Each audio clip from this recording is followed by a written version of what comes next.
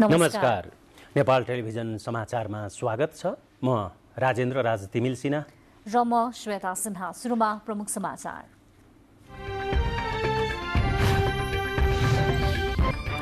बजेटको संसदीय बहसमा अर्थमन्त्रीको जवाफ।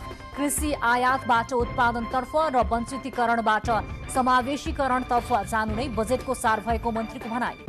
माओवादीको पहिचान देखिने गरी कार्य सम्पादन गर्न पालिकाहरूमा निर्वाचित जनप्रतिनिधिलाई प्रचण्डको निर्देशन। पहिचान बिर्सदै जाँदा माओवादी कमजोर भएको स्वीकारोक्ति। सरकारद्वारा नयाँ भू उपयोग नियमावली कार्यान्वयनमा निर्धारण गरेको क्षेत्र बाहेक अन्य ठाउँमा व्यावसायिक घडेरी विकास गर्न नपाइने। विमान उड्ने र पुग्ने दुवै विमानस्थलको मौसम सफा नभए उडान अनुमति नदिने नियम लागू। मार्गको पनि मौसमी विवरण पेश गर्नुपर्ने कुराको विमानवालाबाट विरोध। अमेरिकाले रसिया विरुद्ध लड्न युक्रेनलाई अत्याधुनिक तथा मध्यम दूरीसम्म मार हान्न सक्ने रकेट दिने। युक्रेनको पूर्वी भागमा रसियाले सेनालाई रोक्न उपयोग गरिने। र युरोपियन फुटबलको UEFA नेसन्स लिग आजबाट सुरु हुँदै उद्घाटन खेलमा पोल्यान्ड र वेल्स बीच प्रतिस्पर्धा हुने।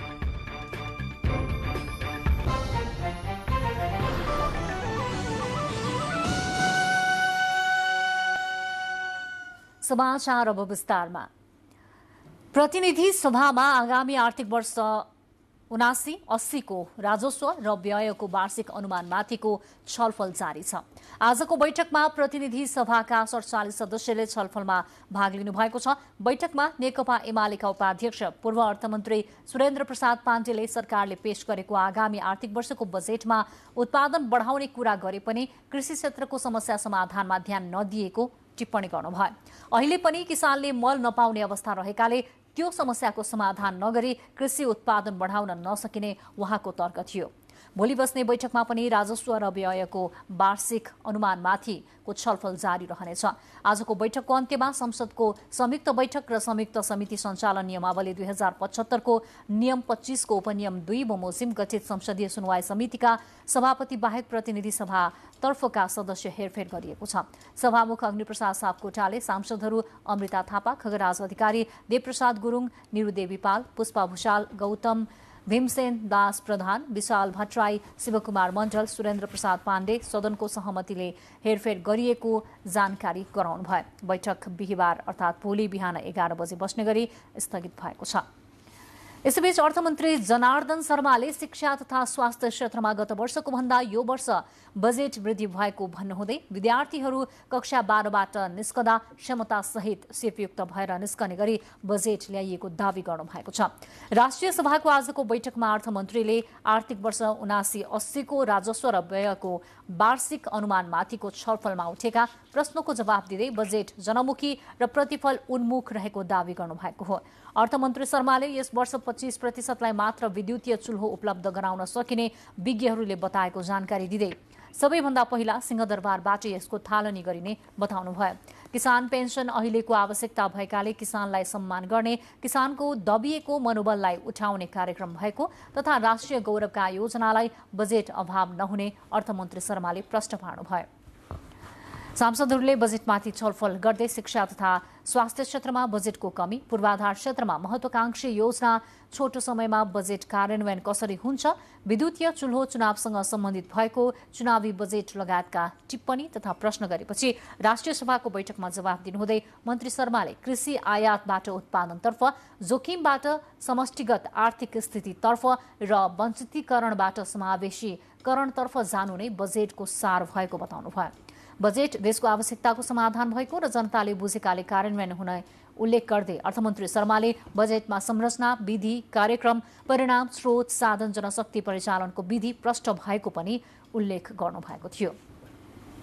नेकपा माओवादी केन्द्रका अध्यक्ष पुष्पकमल दाहाल प्रचण्डले नवनिर्वाचित जनप्रतिनिधिलाई माओवादीको पहिचान देखिने गरी कार्य सम्पादन गर्न निर्देशन दिनुभएको छ। आजदेखि राजधानीमा आयोजित स्थानीय तहमा निर्वाचित जनप्रतिनिधिलाई प्रशिक्षण दिने कार्यक्रममा उहाँले नेता कार्यकर्ताले पहिचान बिर्सँदै जाँदा माओवादी कमजोर भएको स्वीकार गर्नुभयो। माओवादी र संसदवादी दलहरू बीचको भिन्नता मेटिँदै गएको भन्दै उहाँले माओवादी हिजोका जति क्रान्तिकारी नभएको भन्ने भान जनतामा परेको बताउनुभयो। माओवादीले अहिले जितेका 122 पालिका देशभरको नमुना हुन सक्नुपर्नेमा जोड दिँदै उहाँले अर्को चुनाव आइपुग्दासम्म देशको विकास गर्ने, जनताको सेवा गर्ने, समाजवाद स्थापना गर्ने माओवादी नै हो भनेर जनतालाई विश्वासमा लिन सक्नुपर्ने बताउनुभयो। भन्ने चिन्ता छ जनतालाई। त्यसो भएर हामीलाई चाहिँ पहिलो पार्टी बनाउन त्यति रुचि देखाएको छैन जनताले, किन एकचोटि बनाएर हेरेकै हो। धेरै ठुलो पार्टी बनाएर हेरे हो नि माओवादीलाई, भने जस्तो गरेनन् भन्ने देखेर न चाहिँ हामीलाई जनताले अर्को पटक चाहिँ एक हदसम्म सबक शिक्षा सिक भनेर चाहिँ भनेकै हो। माओवादी केन्द्रबाट निर्वाचित जनप्रतिनिधिका लागि 2 दिनसम्म चल्ने प्रशिक्षणमा स्थानीय सरकार सञ्चालन, सेवा प्रवाह, विकास निर्माण, सुशासन, स्वास्थ्य, शिक्षा, बजेट, कानुन निर्माण लगायत विषयमा विज्ञले प्रशिक्षण दिँदैछन्। प्रधानमन्त्री शेरबहादुर देउवाले काठमाडौँ महानगरपालिकाबाट सम्पादन हुने राम्रा काममा नेपाल सरकार र नेपाली कङ्ग्रेसको साथ र सहयोग रहने बताउनु भएको छ। काठमाडौँ महानगरपालिकाका प्रमुख बालेन्द्र शाहले सरकारको सहयोग माग्दै आज गर्नुभएको भेटमा प्रधानमन्त्रीले सो कुरा बताउनु भएको हो। महानगर प्रमुख शाहले आफू महानगरमा नेपाली कङ्ग्रेससँग सहकार्य गरेर अघि बढ्न चाहेको बताउनु भएको थियो। त्यस अवसरमा प्रधानमन्त्रीले महानगर प्रमुखमा विजयी भएकोमा शाहलाई बधाई दिनुभएको थियो। समाचार क्रम जारी छ, केही बेर विश्राम। अब बाँकी समाचार। सरकारले निर्धारण गरेको क्षेत्र बाहेक अन्य ठाउँमा व्यावसायिक घडेरी विकास गर्न नपाइने भएको छ। सरकारले नयाँ भू उपयोग नियमावली जारी गरी निर्धारित क्षेत्रमा मात्रै घडेरी विकास गर्न पाइने व्यवस्था गरेको हो। नियमावली मन्त्री परिषदले पारित गरिसकेकाले अब कार्यान्वयनमा आएको भूमि व्यवस्था सहकारी तथा गरिबी निवारण मन्त्री शशि श्रेष्ठले जानकारी दिनुभयो। आवासीय प्रयोजनको लागि वर्गीकृत क्षेत्र बाहेकका अन्य क्षेत्रमा कुनै पनि प्रयोजनले व्यावसायिक रूपमा घडेरी विकसित गर्न र सोको बिक्री वितरण गर्न नमिल्ने उहाँको भनाइ छ। नेपाल सरकारले देशभर वा कुनै सीमित क्षेत्रमा नेपाल राजपत्रमा सूचना प्रकाशन गरी भू उपयोग कार्यक्रम लागू गर्न सक्ने व्यवस्था गरेको छ। नियमावलीले भूमिलाई भू बनोट, भूमिको क्षमता तथा उपयुक्तता आदिको आधारमा कृषि क्षेत्र, आवासीय क्षेत्र, व्यावसायिक क्षेत्र, औद्योगिक क्षेत्र लगायत गरी 10 क्षेत्रमा वर्गीकरण गरेको छ। कुन क्षेत्रमा के काम गर्न पाइने भन्ने कुरा पनि नियमावलीले उल्लेख गरेको छ। स्थानीय तहका निर्वाचन सम्पन्न भई मतपरिणाम आएसँगै अब दलहरूको ध्यान आगामी प्रतिनिधि सभा र प्रदेशसभाको निर्वाचनतिर केन्द्रित हुन थालेको छ। सत्ता गठबन्धन दल र प्रमुख प्रतिपक्षी दल स्थानीय तहको निर्वाचनको मतपरिणामलाई आधार मान्दै संघीय निर्वाचनमा केन्द्रित बन्न थालेका छन्।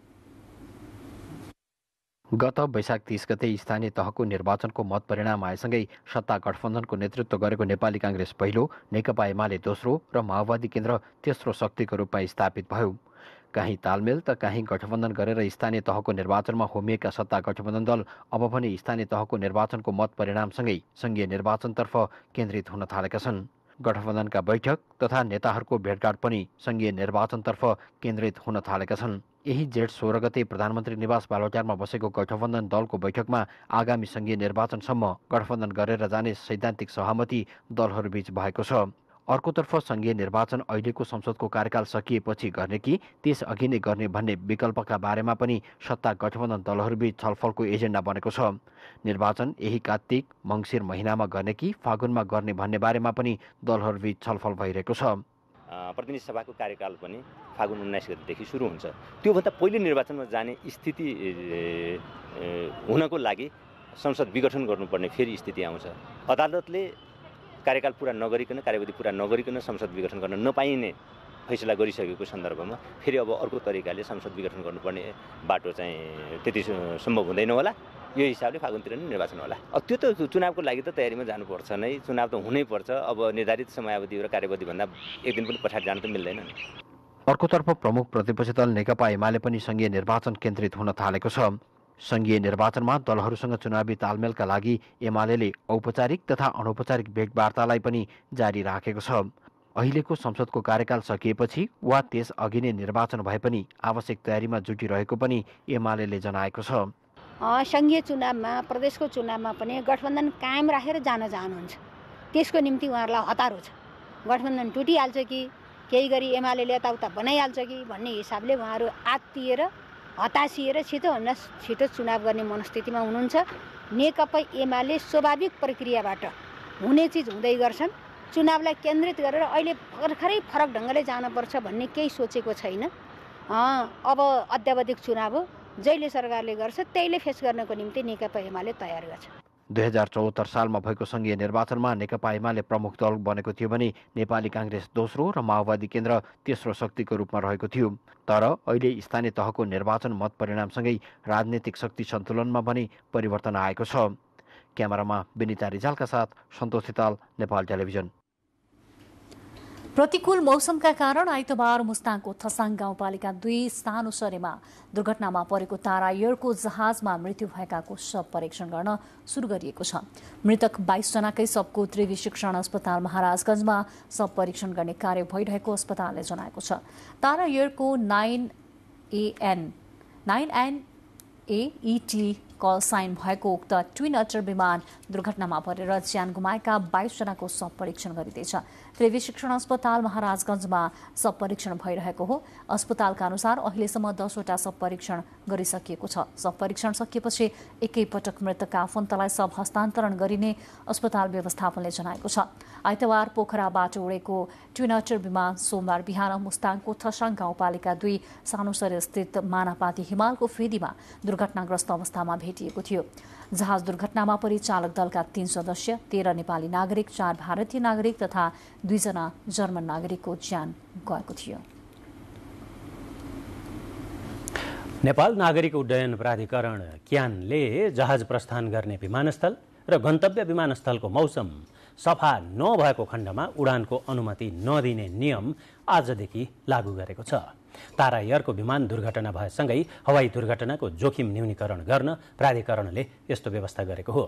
निजी हवाई सेवा सञ्चालकहरूले भने हवाई मार्गको पनि मौसमी विवरण पेश गर्नुपर्ने कुराको विरोध गरेका छन्। यो रिपोर्ट। नेपाल नागरिक उड्डयन प्राधिकरणले हवाई मार्गको पनि मौसम अनुकूल भएपछि मात्रै उडान गर्न पाइने नयाँ व्यवस्था गरेको छ। तारा एयरको हवाई जहाज दुर्घटनामा परेर 22 जनाको निधन भएपछि प्राधिकरणले हवाई दुर्घटना न्यूनीकरण गर्न यो नयाँ व्यवस्था गरेको हो। यसअघि विमानले उडान सुरु गर्ने विमानस्थल र गन्तव्य स्थलको विमानस्थलको मौसम अनुकूल भएमा उडान गर्न पाउने व्यवस्था रहेको थियो। जल तथा मौसम विज्ञान विभागले प्रतिकूल मौसमको अनुमान सहितका विवरण दिएको अवस्थामा सम्बन्धित ठाउँको उडान रोक्न परिपत्र गरिने नेपाल नागरिक उड्डयन प्राधिकरणका प्रवक्ता देवचन्द्रलाल कर्णले जानकारी दिनुभयो। आइक्यूको जुन मूल कानुन चाहिन्छ, जुन मूल कानुन भन्छन् कि भिएफआर फ्लाइट खोल्नको लागि 5 किलोमिटर हुनै पर्यो। जब पाइलट माथि जान चाहिन्छ भन्दाखेरि 8 किलोमिटर उसको भिजिबिलिटी हुनै पर्यो। क्लाउड अगाडिको उदय 8 किलोमिटर देख्नै पर्यो। अप्पर सिलिङमा 1500 मिटर हुनै पर्यो। तल चाहिँ उसको तलको चाहिँ जहाजको तलभन्दा तलको यदि भिजिबिलिटी हो भन्दाखेरि 300 हुनै पर्यो। वायु सेवा कम्पनीहरूले प्राधिकरणको निकायमा उडान योजना पेश गर्दा मौसम पूर्वानुमान गर्ने सरकारी निकाय जल तथा मौसम विज्ञान विभागले गरेको पूर्वानुमानको विवरण पेश गर्नुपर्नेछ। विभागले गरेको पूर्वानुमान अनुसार विमान छुट्ने विमानस्थल, हवाई मार्ग र विमान पुग्ने विमानस्थलको मौसम प्रतिकूल हुने देखिएमा मात्रै उडान गर्न दिने गरी उडान योजना स्वीकृत गर्ने व्यवस्था गरिएको छ। उडान अनुमति दिनका लागि हवाई मार्गको पनि मौसम अनुकूल हुनुपर्ने नयाँ नियम अव्यावहारिक रहेको निजी क्षेत्रका वायु सेवा सञ्चालकहरूले बताएका छन्। वायु सेवा सञ्चालक सङ्घका अध्यक्ष क्याप्टेन रामेश्वर थापाले हवाई मार्गको मौसम पूर्वानुमान गर्नका लागि नेपालमा आवश्यक पूर्वाधार नरहेको बताउनुभयो। जुन कुरो आएको छ त्यसले अब हाम्रो पाइलटको जुरिडिक्सन के हो, होइन, इन्जिनियरिङले के गर्ने हो, पाइलटले के गर्ने हो, अपरेसन जुन डिपार्टमेन्टले के गर्ने हो, मेट्रोलोजीले के गर्ने हो, त्यसमा प्रपर व्याख्या भएको पाइन्न र त्यसमा छलफल पनि भएको छैन। एक इन्जिन भएको हेलिकप्टरमा 2 जना पाइलट अनिवार्य हुनुपर्ने व्यवस्था लागू गर्नका लागि प्रस्ताव तयार गर्न प्राधिकरणले 5 सदस्यीय प्राविधिक टोली गठन गरेको छ। वायु सेवा सङ्घले यो निर्णयको पनि विरोध गरेको छ। यस्तो व्यवस्था अन्तर्राष्ट्रिय प्रचलनमा समेत नरहेकाले पुनर्विचार गर्नुपर्ने सङ्घले जनाएको छ। सिंगल पाइलट अपरेसन सिंगल पाइलटै रहन्छ र सिंगल पाइलट अपरेसनमा डबल पाइलट राख्दाखेरि झन् बढी एक्सिडेन्टको रेट बढ्न सक्छ, किनभने ककपिट सानो हुन्छ, दुईटा पाइलटको चाहिँ ऊ हुन थाल्छ, हरेक करेक्सन हुन्छ, इन्टरभेन्सन हुन्छ। त्यो किसिमको हाम्रो क्यालकुलेसन र त्यो किसिमको भिजन के अरे प्रपर एनालाइसिस केही पनि नभइकन यो आएको छ र सायद कमिटी गठन गरी कमिटीले केही निर्णय गर्ला। आइतबार पोखराबाट जमसमका लागि उडेको तारा एयरको विमान दुर्घटनामा परि 22 जनाको निधन भएको घटनाको छानबिन गर्न सरकारले वरिष्ठ एरोनोटिकल इन्जिनियर रतीश चन्द्रलाल सुमनको अध्यक्षतामा आयोग गठन गरेको छ। दुर्घटनाको बारेमा छानबिन गर्न प्राधिकरणले पनि छुट्टै आन्तरिक समिति गठन गरेको छ। क्यामेरा पर्सन अनुप घिमिरेका साथ दिलीपा श्री अधिकारी, नेपाल टेलिभिजन। सरकारले डिजेल र पेट्रोलमा प्रति लिटरमा 10-10 रुपैयाँ मूल्य घटाउने तयारी गरिरहेको बताएको छ। इन्धनको मूल्य निरन्तर बढ्दा उपभोग्य सामानको मूल्य बढेको भन्दै विरोध भएपछि सरकारले इन्धनमा लगाउँदै आइएको कर घटाएर इन्धनको मूल्य पनि घटाउने तयारी गरेको बताएको छ।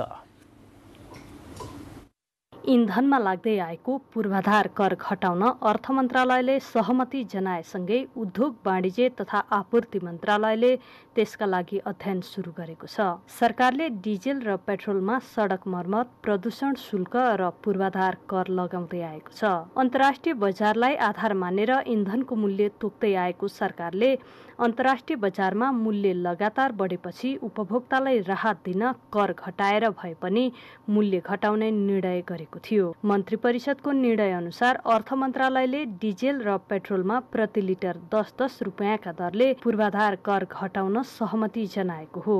नेपाल टेलिभिजनसँग कुरा गर्दै वाणिज्य तथा आपूर्ति मन्त्री दिलेन्द्र प्रसाद बडुले नेपाल आयल निगमसँग छलफल गरेर इन्धनको मूल्य चाँडै घटाइने बताउनुभयो। आजै र भोलिभित्र हामी निगमसित बस्छौँ। निगमसित बसेर हामीले बढेको मूल्यलाई पनि ध्यानमा राखेर अब कर कतिसम्मको हामीलाई समायोजन गरेर बताऊ भने हुनाले अर्थ मन्त्रालयले हामी आज यो भोलिभित्रमा छिट्टै अब यसलाई टुङ्ग्याउँछौँ र कुन कुन प्रोडक्टमा कुन कुन अब मट्टीतेलमा उसमा पेट्रोलमा कति, डिजेलमा कति, खाना पकाउने ग्यासमा कति गर्न सकिन्छ, हामी जनताले तिर्नुपर्ने मूल्य घट्छ, कति घट्छ भन्ने कुरा हामी अब छिट्टै निर्णय गर्छौँ। पछिल्लो पटकको मूल्य वृद्धिपछि सरकारले प्रति लिटर पेट्रोलमा 63 रुपैयाँ 23 पैसा, डिजेलमा 45 रुपैयाँ 91 पैसा, मट्टीतेलमा 13 रुपैयाँ 66 पैसा कर लिँदै आएको छ।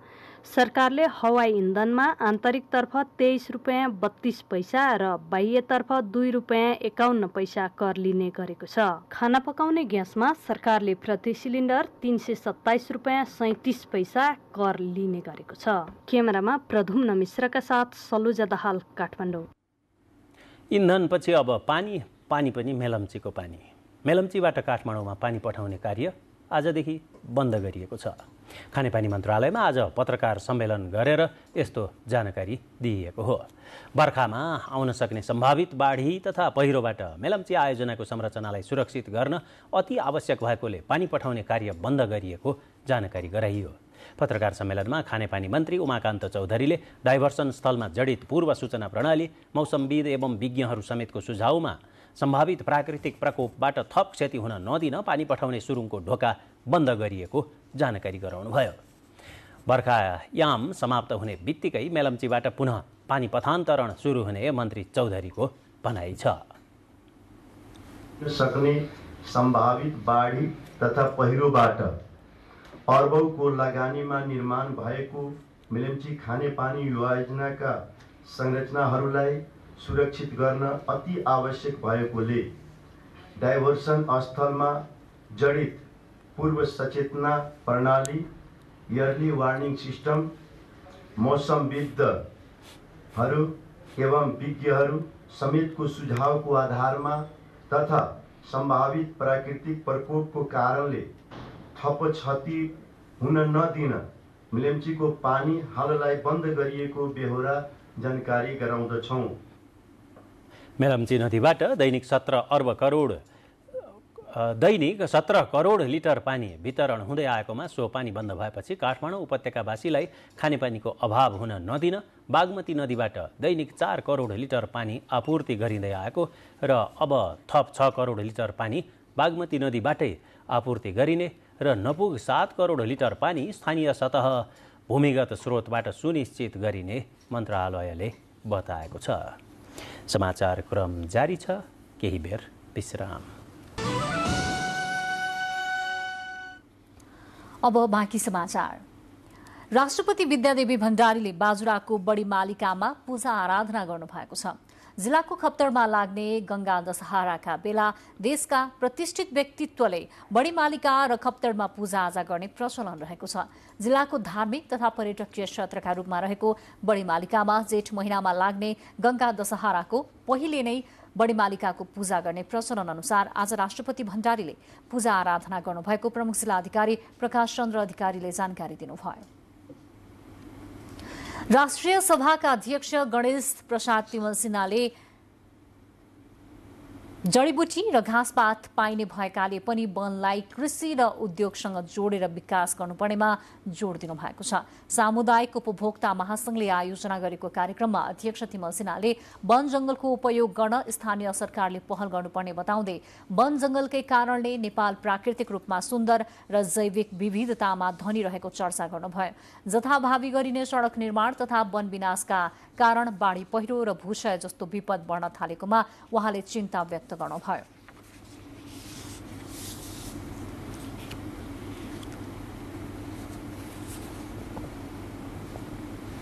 जनताको साथ लिएर अगाडि बढ्ने र जनताको समृद्ध र सुखको लागि देशको प्रगतिको लागि हो भने अब विगतका यी हाम्रा नाराहरू हाम्रा यथार्थहरू त्यसै गरी हरियो वन नेपालको कृषि प्रधान अझ उद्योग प्रधान पर्यटन प्रधान भएर देशमा आर्थिक विकास समृद्धिको दिशामा लाग्नुपर्ने हुन्छ। मुलुकभर 22,000 भन्दा बढी सामुदायिक वन रहेको र 1.5 करोड भन्दा बढी उपभोक्ताले सामुदायिक वनबाट कुनै न कुनै रूपमा लाभ लिइरहेको कार्यक्रममा जानकारी दिएको छ। संचार तथा सूचना प्रविधि मन्त्री ज्ञानेन्द्र बहादुर कार्कीले नेपाल इजरायल बीचको सम्बन्ध आगामी दिनमा थप प्रगाढ हुँदै जाने बताउनु भएको छ। 62 वर्षको नेपाल इजरायल दौत्य सम्बन्धका अवसरमा बीपी कोइराला स्मृति संग्रहालय सुन्दरीजलमा आयोजित कार्यक्रममा मन्त्री कार्कीले सरकार बीच मात्र नभई जनता बीच पनि नेपाल इजरायल बीचको सम्बन्ध थप प्रगाढ हुँदै जाने बताउनु भएको हो। दुई देशको सहकार्यको क्षेत्र विस्तार हुँदै विकास, शिक्षा, प्रविधि लगायतका क्षेत्रसम्म पुगेको उहाँको भनाइ छ। उहाँले कृषि क्षेत्र स्थापनाका लागि नेपाल इजरायल सहमति भइरहेको स्मरण गर्नुभयो। Proud to be a part of ancient civilizations and have been able to preserve their cultures and heritage despite many adversities. Diversity has remained a hallmark of our cultural and society. कार्यक्रममा पूर्व परराष्ट्र मन्त्री प्रदीप कुमार गेवाली, कांग्रेस नेता doctor प्रकाश शरण महत, नेपालका लागि इजरायलका राजदूत हानान गोजर लगायतकाको उपस्थिति रहेको थियो। अमेरिकी सरकारको सांस्कृतिक संरक्षण सम्बन्धी राजदूत कोष एएफसीपी कार्यक्रम अन्तर्गत पाटन दरबार क्षेत्रमा अवस्थित अष्टभुजाकार कृष्ण मन्दिरको जीर्णोद्धार सम्पन्न भएको छ। जीर्णोद्धार सम्पन्न भएको उपलक्ष्यमा उत्सव कार्यक्रम आयोजना गरिएको थियो। आज आयोजित कार्यक्रमलाई सम्बोधन गर्नुहुँदै नेपालका लागि अमेरिकी राजदूत र्यान्डी बेरीले परियोजनालाई गरेको सहयोगप्रति अमेरिकालाई गर्व रहेको बताउनुभयो। उहाँले यो मन्दिर सुन्दर मात्र नभई यसको सुधारिएको संरचनात्मक ढाँचा भविष्यमा आउन सक्ने भूकम्पप्रति अझ मजबुत बनेको बताउनुभयो। सो दरबार क्षेत्रको शताब्दीौं पुरानो सांस्कृतिक सम्पदाको सम्मान गर्दै अमेरिकाले सो मन्दिर बनाएको र जीर्णोद्धार गरेको उहाँले उल्लेख गर्नुभएको थियो। पाटन दरबार क्षेत्रमा यो अमेरिका सरकारले भूकम्पबाट क्षतिग्रस्त अष्टभुजाकार मन्दिरको पुनर्निर्माण गरेको थियो। संखुवा सभाको चैनपुर नगरपालिका 1 नुनढाकीमा पहिरोले पुरिएर 2 जनाको मृत्यु भएको छ। सुनसरीको धरान उपमहानगरपालिका बस्ने 35 वर्षीय रामकुमार राई र उदयपुरको चौदण्डीगढी नगरपालिका 6 का 20 वर्षीय हिमबहादुर मगरको पुरिएर मृत्यु भएको इलाका प्रहरी कार्यालय चैनपुरले जनाएको छ। बिहान 11 बजे चैनपुर नुनढाकी सडक निर्माणका क्रममा सुक्खा पहिरो खस्दा सो क्षति भएको हो। कपिलवस्तुको यशोधरा गाउँपालिकामा 15 करोड 55 लाख रुपैयाँको लागतमा कालोपत्रे सडक निर्माण सुरु भएको छ। यशोधरा गाउँपालिका र कपिलवस्तु नगरपालिकालाई जोड्ने सडकको शिलान्यास गरिएको छ। सङ्घीय सरकारको बजेट अन्तर्गत मर्यादापुर, सुल्तनवापुर, बेलसापुर, कोपवा, सियोखोर, सौराहा, गोटीहवासम्म 8.5 किलोमिटर लम्बाइको सडक कालोपत्रे गरिने अधिकारीहरूले बताएका छन्। यशोधरा गाउँपालिका भारतीय सिमानासँग जोडिएको हुँदा कृषि, उद्योग, पर्यटन, व्यवसायमा अत्यधिक लाभ लिन सकिने भए पनि भौतिक पूर्वाधारको कमीले पछाडि परेको स्थानीयले बताएका छन्। सडकको चौडाइ 12 मिटरको हुनेछ भने नाला र कल्भर्ट पनि बनाइने योजना छ। समाचार क्रममा प्रमुख समाचार फेरि एकपटक। बजेट बहसमा अर्थमन्त्रीको जवाफ। कृषि आयातबाट उत्पादनतर्फ र वञ्चितीकरणबाट समावेशीकरणतर्फ जानु नै बजेटको सार भएको अर्थमन्त्रीको भनाइ। माओवादीको पहिचान देखिने गरी कार्य सम्पादन गर्न पालिकाहरूमा निर्वाचित जनप्रतिनिधिलाई प्रचण्डको निर्देशन। पहिचान बिर्सिँदै जाँदा माओवादी कमजोर भएको स्वीकारोक्ति। सरकारद्वारा नयाँ भू उपयोग नियमावली कार्यान्वयनमा निर्धारण गरेको क्षेत्र बाहेक अन्य ठाउँमा व्यावसायिक घडेरी विकास गर्न नपाइने। विमान उड्ने र पुग्ने दुवै विमानस्थलको मौसम सफा नभए उडान अनुमति नदिने नियम लागू। मार्गको पनि मौसमी विवरण पेश गर्नुपर्ने कुराको विमानवालाबाट विरोध। अमेरिकाले रसिया विरुद्ध लड्न युक्रेनलाई अत्याधुनिक तथा मध्यम दूरीसम्म मार हान्न सक्ने रकेट दिने। युक्रेनको पूर्वी भागमा रसियाली सेनालाई रोक्न उपयोग गरिने। र युरोपियन फुटबलको UAEF नेसन्स लिग आज सुरु हुँदै उद्घाटन खेलमा पोल्यान्ड र वेल्स बीच प्रतिस्पर्धा हुने।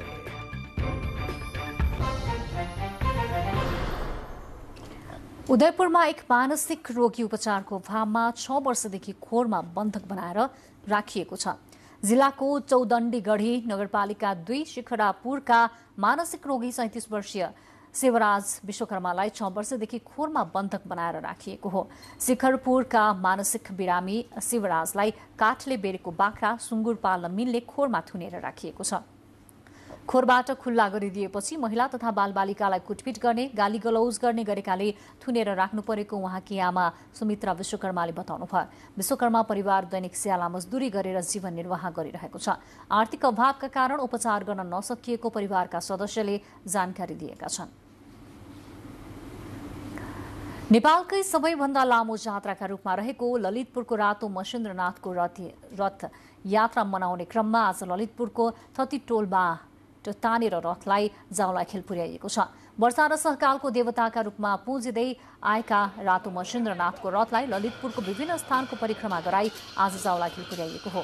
रथ जावलाखेल पुगेको चौथो दिन अर्थात् जेठ 21 गते शनिबारका दिन भोटो देखाएपछि रथभित्र रहेको मूर्ति निकालेर गुम्मती लगेर सम्पूर्ण जात्रा सम्पन्न भएको मानिन्छ।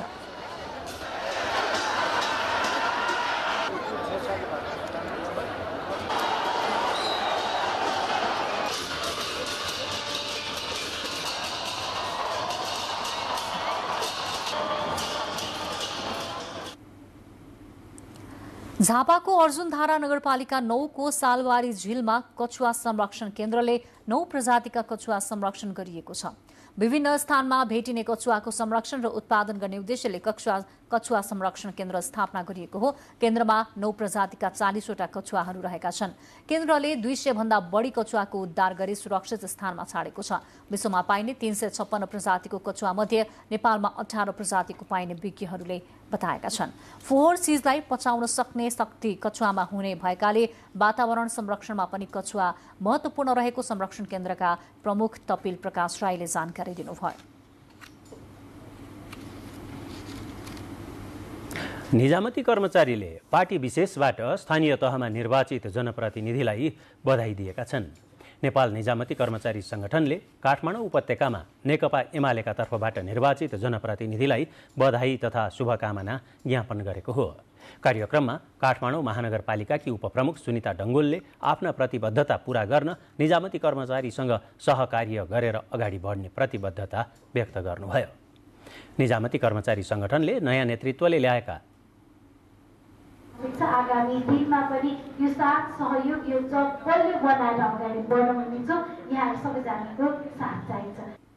निजामती कर्मचारी संगठनले नयाँ नेतृत्वले ल्याएका योजना र विकास निर्माण कार्य अगाडि बढाउन सहकार्य र सहयोग गर्ने प्रतिबद्धता व्यक्त गरेको थियो। अब अन्तर्राष्ट्रिय चर्चा। अमेरिकाले रसिया विरुद्ध लड्न युक्रेनलाई अत्याधुनिक तथा मध्यम दूरीसम्म मार हान्न सक्ने रकेट पठाउने भएको छ। अमेरिकी राष्ट्रपति जो बाइडेनले युक्रेनलाई उसको भूमिको रक्षा गर्न रकेटले सहयोग गर्न सक्ने बताउनुभयो।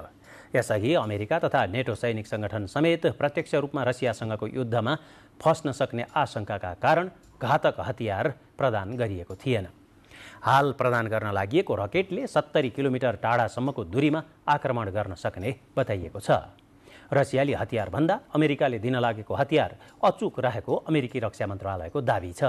रसियाली क्षेत्रमा आक्रमण गर्न नभई युक्रेनको पूर्वी भाग डोनबास क्षेत्रमा रसियाली सेनालाई अगाडि बढ्नबाट रोक्नमा यी रकेट प्रयोग गरिने आश्वासन युक्रेनी राष्ट्रपतिले दिनुभएको छ। बाँकी समाचार एकैछिनमा।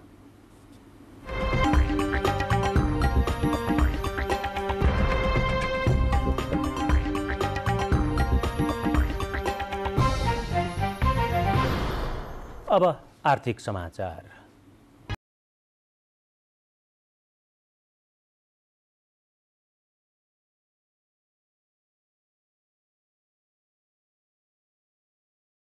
पूर्ण रूपमा बन्द रहेको हेटौँडा कपडा उद्योग सरकारले सञ्चालन गर्ने भएको छ। संघीय सरकारको आगामी आर्थिक वर्षको बजेट संसदमा प्रस्तुत गर्दै अर्थमन्त्री जनार्दन शर्माले हेटौँडा कपडा उद्योग सञ्चालनमा ल्याउने घोषणा गरेपछि उद्योग पुनः सञ्चालन गर्न केही पूर्वाधार व्यवस्थापन गर्नुपर्ने हेटौँडा औद्योगिक क्षेत्र व्यवस्थापन लिमिटेडले जनाएको छ। कुनै बेला नेपाली कपडा बजारमा एक छत्र राज गरेको हेटौडा कपडा उद्योग 22 वर्षदेखि पूर्ण रूपमा बन्द छ। चीनको सहयोगमा 2032 सालमा निर्माण शुरू भएको उद्योग 2035 सालबाट सञ्चालनमा आएको थियो। नेपाललाई कपडा उत्पादनमा पूर्ण आत्मनिर्भर बनाउने लयमा दौडिरहेको उद्योग बिस्तारै राजनीतिक हस्तक्षेप बढ्दै जाँदा बन्द नै हुन पुग्यो। निरन्तर घाटामा गएर उद्योग चल्नै नसक्ने अवस्था आएपछि 2057 साल माघ 18 गते नेपाल सरकारको मन्त्री परिषद निर्णयले कामदार र कर्मचारीलाई सामूहिक अवकाश दिई उद्योग बन्दको घोषणा गरेको थियो। त्यसपछि विभिन्न समयमा सरकारले बजेट भाषण मार्फत उद्योग सञ्चालन गर्ने घोषणा गर्दै आएको भए पनि सञ्चालनमा आउन भनिसकेको छैन। नेपाल सरकारले आगामी आर्थिक वर्षको बजेट भाषणमा पनि हेटौडा कपडा उद्योगलाई पुनर्सञ्चालनमा ल्याउने घोषणा गरेको छ। तर 22 वर्षदेखि बन्द अवस्थामा रहेको उद्योगको भवन र मेसिनहरू जीर्ण अवस्थामा पुगेका छन्। हेटौडा औद्योगिक क्षेत्र व्यवस्थापन लिमिटेडका व्यवस्थापक राजेन्द्र कणेल उद्योगको भवन र मेसिनहरू मर्मत गर्नुपर्ने अवस्थामा रहेको बताउनुहुन्छ। चीनबाट आएको उद्योगको मेसिनहरू केही सञ्चालनमा नै आउने अवस्थामा नरहेको भन्दै उहाँले सञ्चालनमा आउन सक्ने मेसिन मर्मत गर्न पनि चीनबाटै विज्ञ आउनुपर्ने बताउनुहुन्छ। पक्कै पनि मिल मेसिनरीहरू चाहिँ केही मिल मेसिनहरू चाहिँ काम नलाग्ने अवस्थामा पुगेको देखिन्छ अवलोकन गर्दाखेरि। पछिल्लो समय बजारमा नयाँ प्रविधिको मेसिनहरू आइसकेकाले अहिलेकै अवस्थामा पुरानो मेसिनहरूबाट उद्योग सञ्चालन गर्दा बजारमा प्रतिस्पर्धा गर्न नसक्ने पनि उहाँ बताउनुहुन्छ। उद्योगलाई व्यवस्थित रूपमा सञ्चालन गर्न नयाँ प्रविधिको मेसिन ल्याउनु पर्ने उहाँको भनाइ छ।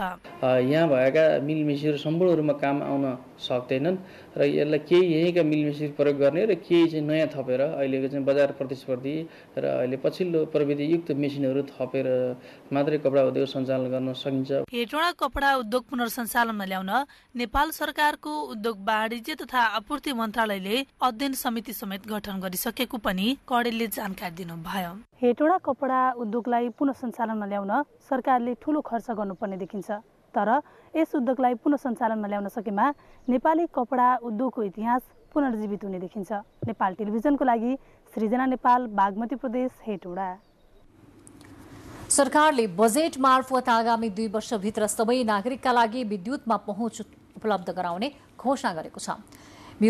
विद्युतीकरणलाई प्राथमिकतामा राखेर ऊर्जा क्षेत्रको विकासका लागि 75 अर्ब 10 करोड रुपैयाँ बराबरको बजेट विनियोजन सरकारले गरेको छ। सरकारले आगामी 2 वर्षभित्र सबै नागरिकका लागि विद्युत सुविधा उपलब्ध गराउने घोषणा गरेको छ। ठूला जलाशययुक्त योजनाको स्रोत व्यवस्थापन सहित लघु तथा मझौला जलविद्युत र नवीकरण ऊर्जाको विकास गरी जलस्रोतको बहुउपयोग गर्ने लक्ष्य सरकारको रहेको छ। जलविद्युत उत्पादन, प्रसारण लाइन विस्तार, उपभोग वृद्धि र ग्रामीण विद्युतीकरणलाई प्राथमिकतामा राखेर ऊर्जा क्षेत्रको विकासका लागि 75 अर्ब 10 करोड रुपैयाँ बराबरको बजेट विनियोजन सरकारले गरेको छ। यस्तै जलविद्युत क्षेत्रको विकासका लागि आम जनता, निजी क्षेत्र र वैदेशिक लगानी मार्फत स्रोत जुटाइने सरकारको लक्ष्य छ। राष्ट्रिय प्रसारण लाइन नपुगेका र विद्युतीकरण गर्न बाँकी रहेका दुर्गम क्षेत्रका 25,000 घरधुरीमा प्रदेश सरकार र स्थानीय तहको सहकार्यमा लघु तथा साना जलविद्युत, सौर्य ऊर्जालाई नवीकरणीय ऊर्जा प्रविधिको प्रयोग गरी विद्युत सेवा उपलब्ध गराइनेछ। स्थानीय तह र प्रदेश सरकारले साना तथा लघु जलविद्युत आयोजना निर्माण गर्दा कुल लागतको 25% रकम सङ्घीय सरकारबाट ऋण लगानीको व्यवस्था गर्नेछ। यस्तै जलविद्युत आयोजना छनौट गर्दा कम्तीमा 50% जलाशययुक्त हुन पर्नेछ। आगामी 2085 सम्म निर्माण पूरा हुने जलविद्युत आयोजनाको हकमा 15 वर्ष आयकर पुरै र 6 वर्ष 50% आयकर छुटको व्यवस्था बजेटले गरेको छ। बजेटले आगामी वर्ष 715 मेगावाट उत्पादन भएर राष्ट्रिय प्रसारण प्रणालीमा जोडिने प्रक्षेपण गरेको छ।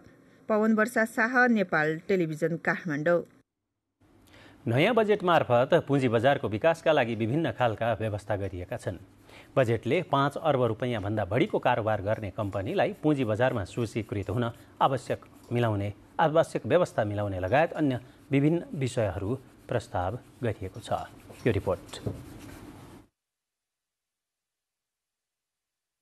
पुँजी बजारमा आम सर्वसाधारणको पहुँच वृद्धि गर्ने लक्ष्यसहित सरकारले 5 अर्ब रुपैयाँ भन्दा बढी कारोबार गर्ने कम्पनी तथा 1 अर्ब रुपैयाँ भन्दा बढी पुँजी भएको कम्पनीले आइपिओ जारी गर्नुपर्ने व्यवस्था गरेको छ। विशेष गरी राज्यबाट अनुदान, कर छुट, सहुलियत पाएका कम्पनीहरू धितोपत्र बजारमा सूचीकृत हुनुपर्ने व्यवस्था बजेटले गरेको हो। नयाँ व्यवस्थाले अधिकांश कम्पनीलाई पुँजी बजारमा प्रवेश गर्ने अवस्था सृजना गरेको भनाई शेयर विश्लेषकको छ। आजको भोलि नै चाहिँ हुने होइन, तर यसले मार्केटमा चाहिँ पोजिटिभ मेसेज चाहिँ गएको छ है।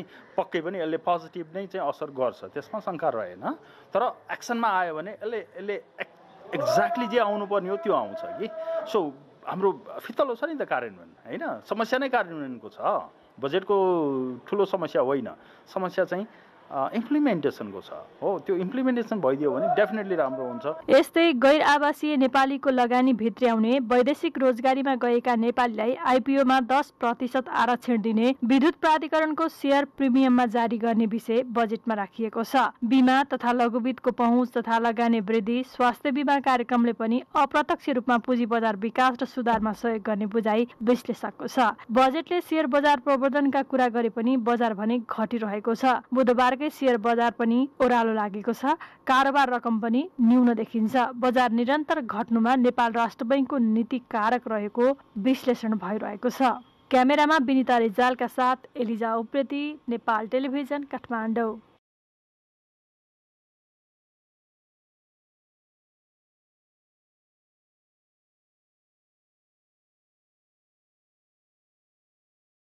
खेल समाचार।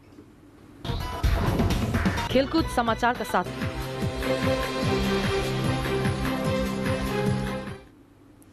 प्रत्येक 2 वर्षमा आयोजना हुने UEFA नेसन्स लिग पोल्यान्डमा आजदेखि सुरु हुँदैछ। उद्घाटन खेलमा आयोजक पोल्यान्ड र वेल्स बीच प्रतिस्पर्धा हुनेछ। यो खेल नेपाली समयअनुसार राति पाउने 10 बजे पोल्यान्डको नेसनल रङ्गशालामा हुनेछ।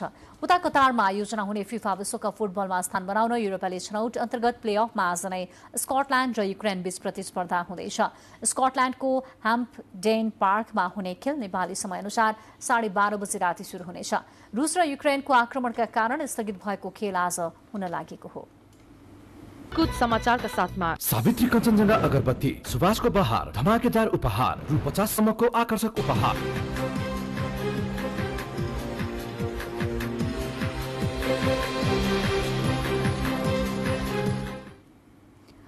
अब मौसम। प्रदेश 1 मधेस, बागमती र गण्डकी प्रदेशमा आज राति आंशिकदेखि सामान्य बदली रही पहाडी भूभागका 1-2 स्थानहरूमा मेघगर्जन सहित हल्कादेखि मध्यम वर्षाको सम्भावना रहेको मौसम पूर्वानुमान महाशाखाले जनाएको छ।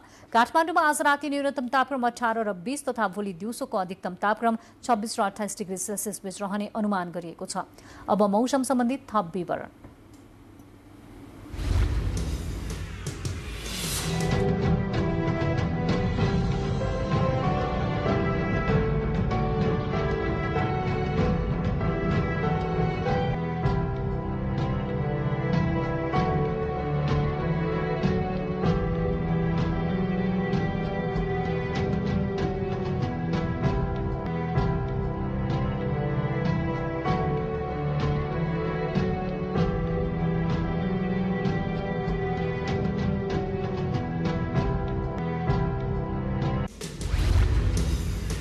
बुलेटिनको अन्त्यमा प्रमुख समाचार पुनः एकपटक।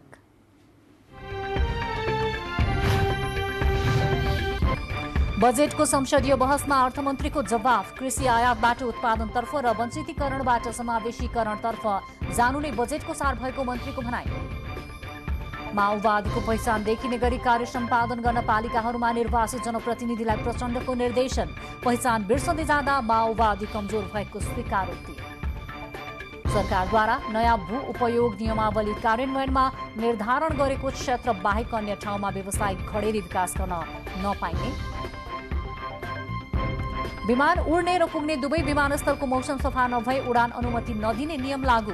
मार्गको पनि मौसमी विवरण पेश गर्नुपर्ने विषयको विमानवालाबाट विरोध।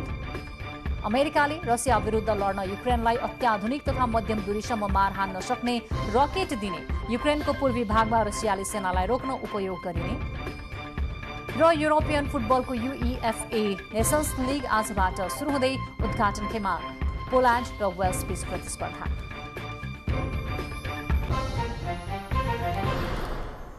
अवस्था समाचार अहिलेलाई सकिएको छ। बिदा दिनुहोस्। नमस्कार।